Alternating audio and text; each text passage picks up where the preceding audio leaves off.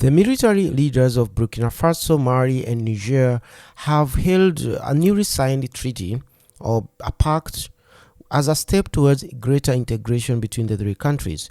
In their latest move, showing their shift away from ECOWAS and Western allies.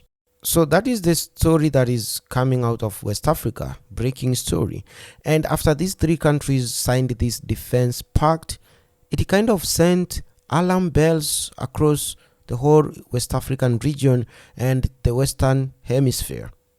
Countries that expected these countries to kneel down to them and requested that they come to rescue them in terms of defense and other form of aid, was stunned that they've decided to move on without them. And ECOWAS, that is the regional bloc in West Africa, after hearing that they've signed this defense pact, quickly dispatched the newly elected Senegalese president Diomaye Faye to go and meet with the Burkina Faso president or leader, and alongside the others, to try to convince them to come back to into ECOWAS. A lot of people are skeptical that the Senegal president will be able to convince them to come back, or basically destroy that pact they signed. And experts say that ECOWAS tension with Niger, Mali, and Burkina Faso could roll back years of regional diplomacy and affect security partnership.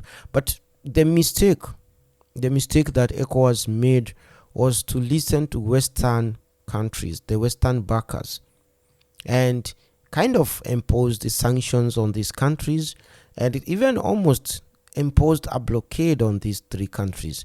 Remember, the three countries are actually landlocked, so it almost hurt their economies. So the countries have decided that they've gotten used to this blockade, these sanctions, and if they've decided to proceed without ECOWAS. They've decided to come together, and they are now proceeding to basically look after themselves as three nations joined together. And the other thing I've noticed is that before they came together and before the military coups took place about 3 years ago, these regions and these countries were plagued by hundreds of insurgent attacks. As a matter of fact, at one time, Mali was almost going to get overrun by these Islamist insurgent fighters in that region. And at that time, we had Western troops stationed there to fight these Islamists. But after these countries, removed the civilian rule and became military kind of junta or junta, they've kicked out these Islamists.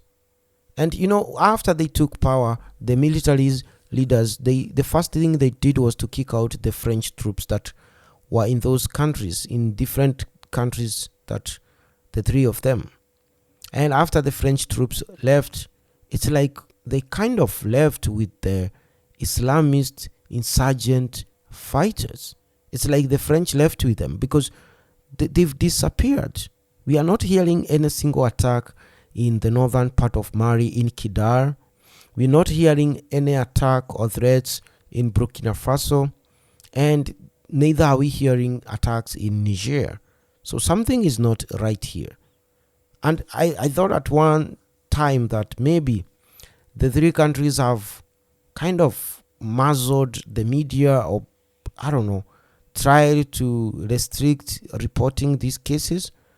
But the truth of the matter is that there are no attacks from Islamist fighters from that region. So that is something that people need to take note.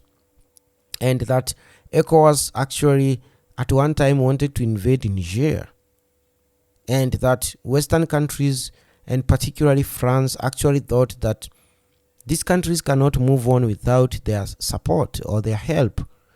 And they are proving every day that actually they don't need Western meddling in their affairs.